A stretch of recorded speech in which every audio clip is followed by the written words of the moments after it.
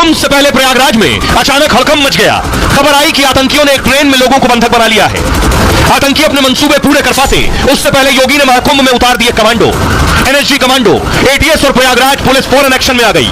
पूरे स्टेशन और ट्रेन को कमांडो ने अपने कब्जे में ले लिया। ट्रेन के अंदर कमांडो रेस्क्यू में जुट गए तो बाहर पूरी मुस्तैदी से मोर्चा संभाला। बारी बारी से सबकी तलाशी ली गई। संदिग्ध आतंकियों को तुरंत शिकंजे में ले लिया। कमांडो के इस ऑपरेशन में एक आतंकी ढेर हो गया और 3 पकड़े गए।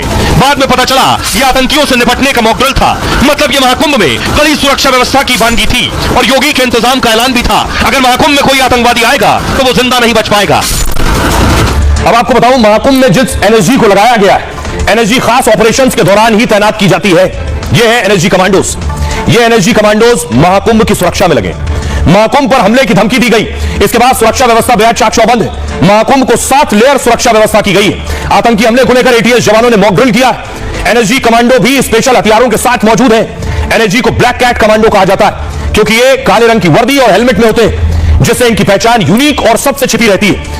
इनका प्रतीक चिन्ह भी एक काली बिल्ली है जो इनकी तेजी और चपलता का प्रतीक है। देश की सुरक्षा में एनएसजी कमांडो की बहुत बड़ी भूमिका है। इनकी फिजिकल फिटनेस काफी बेहतरीन होती है, जिससे वो किसी भी स्थिति में तेजी से प्रतिक्रिया कर सकते हैं। ये कमांडो मुश्किल परिस्थितियों में भी धैर्य रखते हैं।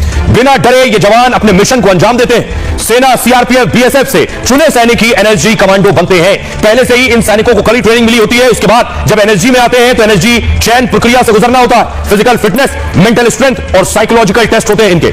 इसके बाद 14 सप्ताह की बेहद कड़ी ट्रेनिंग इन्हें दी जाती है। योगी आदित्यनाथ आज महाकुंभ में थे, सुनिए जरा क्या कुछ कह रहे हैं। और प्रयागराज के महाकुंभ के बारे में तो कहा जाता है कि मनुष्य तो आएंगे ही दुनिया के, लेकिन मनुष्य पर जीव भी और तमाम योनियों में जन्म लेने वाले, वहां पर रहने वाले देव योनि की जुड़ी हुई आत्माएं भी इस अवसर पर प्रयागराज कुंभ को उसका साक्षी बनने वाली है।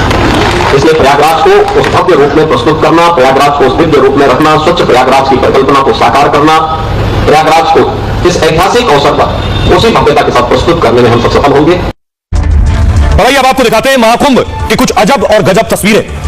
प्रयागराज महाकुंभ मेले में देश से अनोखे बाबा भी पहुंच रहे हैं। कोई सिर पर मोरपंख की कलंगी लगाए है, किसी ने 9 साल से अपना हाथ ऊपर कर रखा है, किसी ने रुद्राक्ष की माला पहन रखी है, तो कोई कंप्यूटर और लैपटॉप लेकर चर्चा में।